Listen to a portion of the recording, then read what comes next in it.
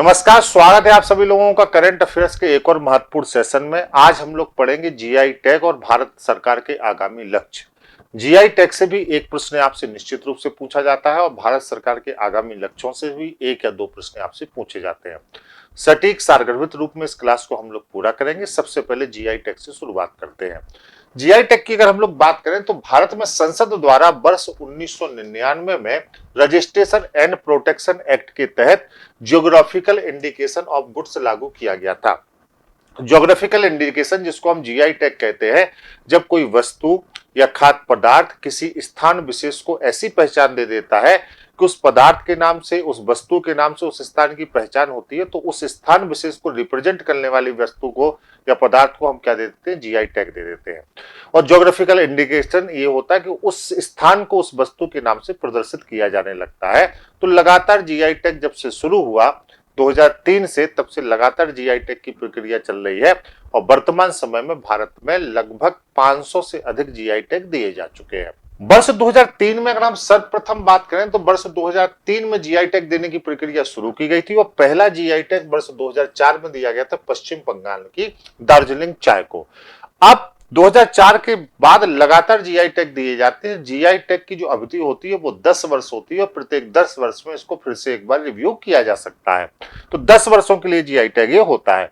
अब वर्तमान स्थिति में अगर हम लोग देखें तो वर्ष 2004 से लेकर सितंबर 2023, अभी डाटा अगर पूरा अपडेट करें तो कुल 504 उत्पाद ऐसे हैं जिनको जीआई टैग प्रदान किया जा चुका है, जिसमें सर्वाधिक जीआई टैग की अगर हम लोग बात करें तो 60 जीआई टैग तमिलनाडु पर है और दूसरे नंबर पर अगर हम लोग देखें तो अब 54 के साथ दूसरे नंबर पर उत्तर प्रदेश है। पहले कर्नाटक दूसरे नंबर पर था, लेकिन हाल ही में अभी उत्तर प्रदेश का स्थान दूसरा हो गया है और कर्नाटक का जो स्थान है वो तीसरा हो गया। तो सर्वाधिक जीआई टैग वाला जो राज्य है वो तमिलनाडु है।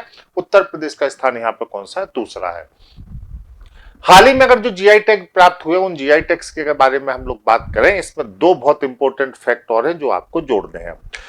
हैदराबादी हलीम पहला ऐसा व्यंजन था जिसको व्यंजन की श्रेणी में 2010 में जीआई टैग दिया गया था। अक्टूबर 2022 में इसको मोस्ट पॉपुलर जीआई टैग का अवार्ड दिया गया है, रिपीट किया गया है। तो 2010 में इसको पहली बार जीआई टैग मिला था और 2022 में अक्टूबर में इसको मोस्ट पॉपुलर व्यंजन की श्रेणी में जीआई टैग का अवार्ड मिला है हैदराबादी हलीम को। एक तो आपको ये याद रखना है। दूसरा पॉइंट आपको ये याद रखना है कि यूरोपीय यूनियन द्वारा कांगड़ा चाय जो है उसको जीआई टैग प्रदान किया गया। तो यूरोपीय संघ द्वारा वैश्विक रूप से जीआई टैग भारत के पहले उत्पाद को प्रदान किया गया है जो कांगड़ा चाय है।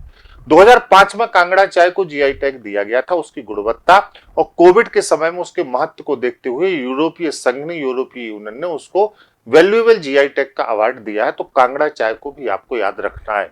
ये दो एडिशनल फैक्ट हैं जो आपको अलग से यहाँ पे याद रखने हैं। वर्तमान समय में जो जीआई टैग मिले हैं अगर उनको हम शामिल करें तो उत्तर प्रदेश में महोबा का गौरा पत्थर, ये सब 2023 के हैं जो 2023 में मिले हैं, जो मैं आपसे डिस्कस कर रहा हूं।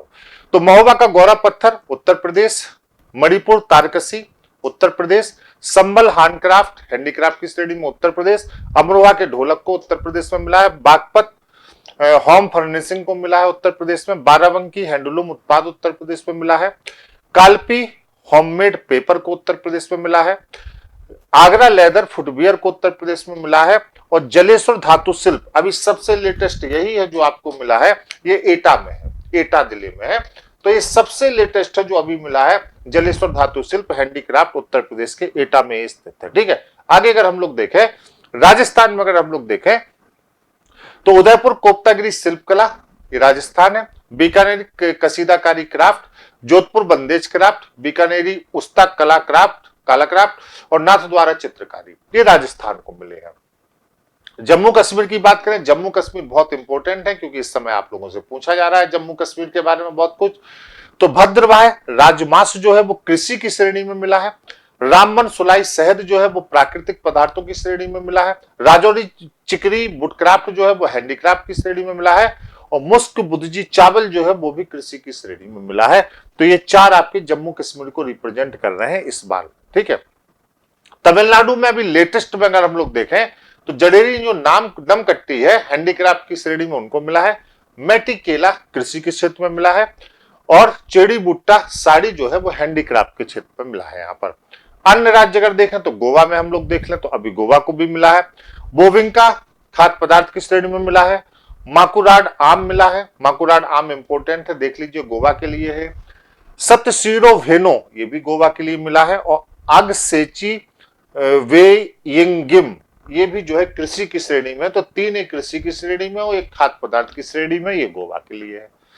अन्य राज्यों में देखें, अत्रेयापुरम पूथरे खुलू मिठाई है, बड़ी खतरनाक मिठाई है, खाना भी चाहिए एक बार, पता नहीं खाने में कैसी लगती है।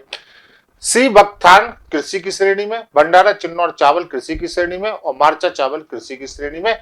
तो ये बेटा जो मिठाई है वो आंध्र प्रदेश है, सी बकथान जो कृषि है वो लद्दाख है, भंडारा चिन्नौर चावल महाराष्ट्र में है और मार्चा चावल जो है वो बिहार में है। ठीक है, यहाँ आइए अब बात करते हैं भारत सरकार के आगामी लक्ष्यों पर, क्योंकि यहां से भी एक या दो प्रश्न आपको हर परीक्षाओं में देखने को मिलते हैं। तो सबसे पहले कालाजार को पूरी तरह समाप्त करने का जो लक्ष्य है वो WHO ने 2030 तक रखा है, लेकिन भारत सरकार ने इस लक्ष्य को 2023 तक रखा है।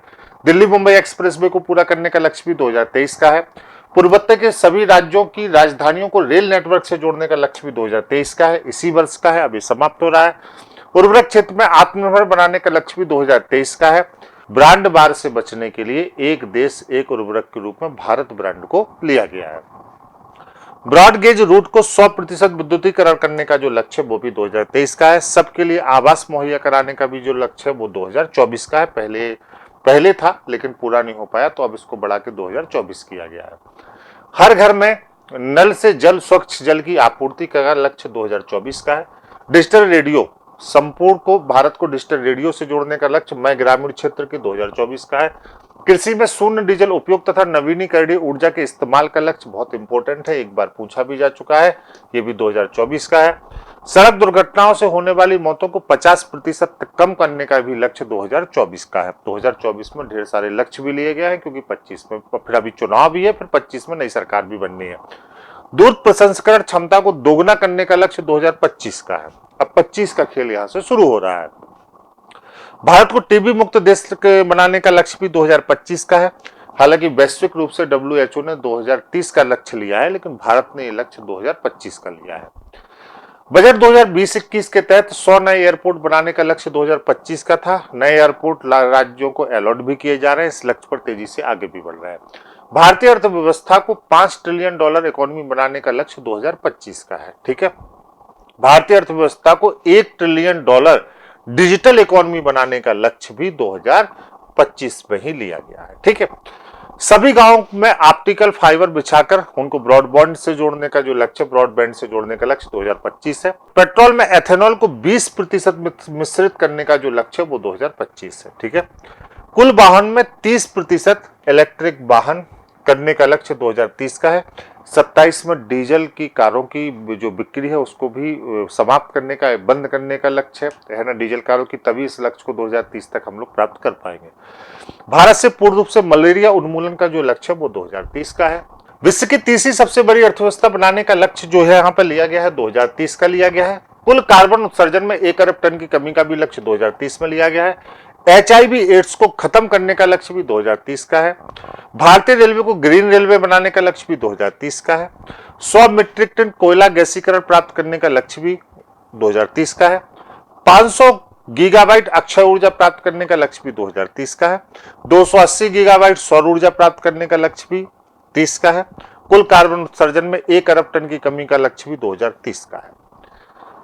हाइड्रोफ्लोरोकार्बन के उपयोग को 80% तक कम करने का जो लक्ष्य लिया है 2047 का है। भारत को ऊर्जा स्वतंत्र बनाने का लक्ष्य भी 2047 का है। पोत निर्माण में आत्मनिर्भरता हासिल करने का लक्ष्य भी 47 का है। 3 लक्ष्य 1947 के हैं। ठीक है, 50 के 2 हैं। मुंबई शहर को में शून्य कार्बन उत्सर्जन का लक्ष्य 50 का है। मुंबई शहर में शून्य कार्बन उत्सर्जन का लक्ष्य 50, मतलब ये दोनों एक ही चीजें हैं, 2 बार आ गई गलती से। भारत द्वारा नेट जीरो का लक्ष्य 2070 का है। तो ये भारत सरकार के प्रमुख लक्ष्य थे जो जारी किए गए, जहां से एक लक्ष्य पूछे जाने की उम्मीद है। कल फिर मुलाकात होगी शाम को 5 बजे एक अच्छे टॉपिक के साथ। तब तक के लिए thank you so much, love you all, नमस्कार। वीडियो को लाइक जरूर करिएगा, वीडियो कैसा लगा जरूर बताइएगा। नमस्कार।